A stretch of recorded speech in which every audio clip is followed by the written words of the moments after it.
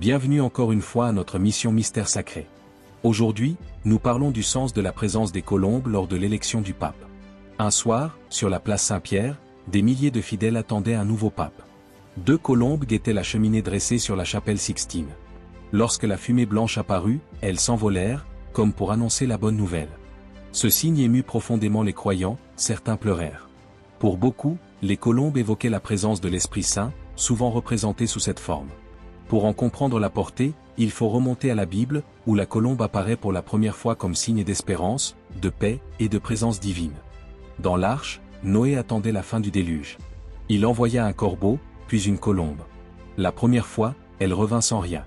La seconde fois, elle rapporta un rameau d'olivier, annonçant que la paix avec Dieu était possible. Cette image fondatrice fit de la colombe un symbole d'alliance et de réconciliation, une messagère entre Dieu et l'humanité.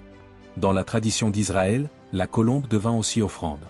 Selon le Lévitique, les pauvres pouvaient offrir 2 tourterelles ou 2 jeunes colombes au lieu d'un agneau. Déjà là, on entrevoit une prophétie, celle d'un Messie venu pour les humbles. Ces colombes offertes dans le temple étaient des symboles de pureté et de consécration. Lorsque Jésus, Fils de Dieu, fut baptisé dans le Jourdain, l'Esprit Saint descendit sur lui, comme une colombe, et une voix déclara « Celui-ci est mon Fils bien-aimé ». Ce moment charnière révèle que la colombe est bien plus qu'un symbole, elle devient manifestation de Dieu. Comme l'Esprit planait sur les eaux à la création, il plane maintenant sur Jésus.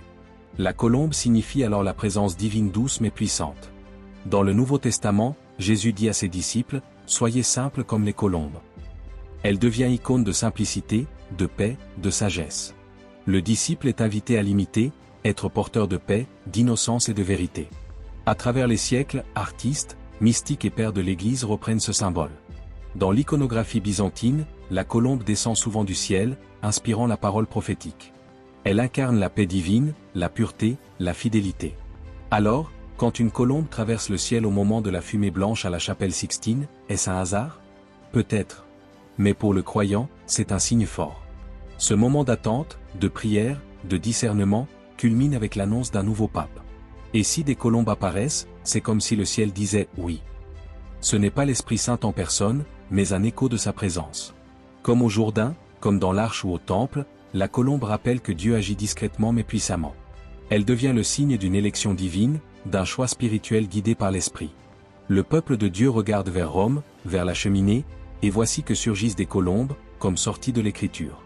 Leur vol silencieux semble une bénédiction au milieu des acclamations, des flashs, des cris. Dans ce tumulte, la colombe vient comme une caresse, un rappel que l'Église est conduite par l'Esprit, et non par la seule force humaine. Ce souffle ne s'impose pas. Comme la colombe, il effleure. Il élève. C'est ce même Esprit qui inspira les prophètes, guida les apôtres à la Pentecôte, et continue de vivifier l'Église. Dans le bruissement d'ailes blanches, certains entendent encore l'écho de cette voix au Jourdain, « Celui-ci est mon Fils bien-aimé ». En ce jour d'élection, c'est comme si Dieu disait « Je suis là. Je veille. Je vous donne un pasteur ».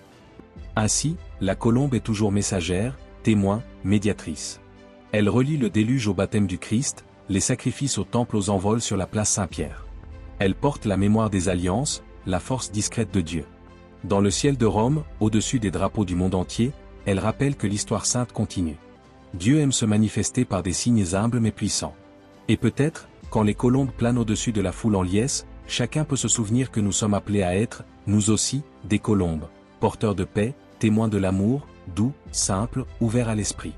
Car si la colombe descend, c'est aussi pour nous faire lever les yeux et comprendre que Dieu est là, tout proche, prêt à souffler sur son Église et sur le monde. Restez avec Mystère Sacré pour en savoir plus. À bientôt.